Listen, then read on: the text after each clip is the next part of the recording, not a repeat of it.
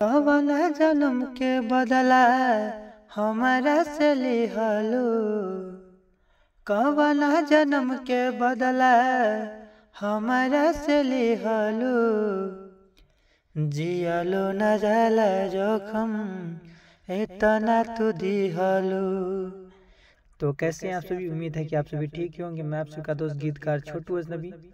आज के इस वीडियो में हम लेकर आए हैं सैड सॉन्ग जख्म इतना तू दिहलू। बहुत ही दर्द भरा सैड सॉन्ग है। अगर आप सुनते हैं तो वाकई सुनने के बाद आप रो देंगे।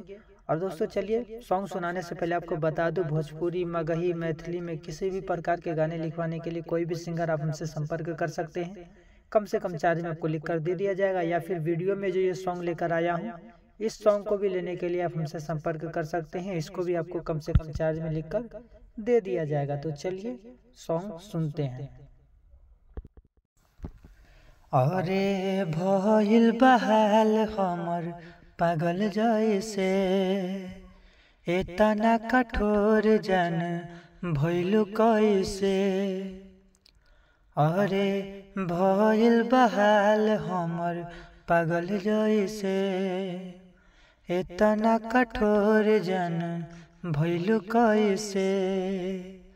कवन जन्म के बदला हमारा से लिहलू, कवन जन्म के बदला हमारा से लिहलू। जियलो न जाला जोखम इतना तू दिहलू, जियलो न जाला जोखम इतना तू दिहलू। जियलो न जाला जोखम इतना तू दिहलू।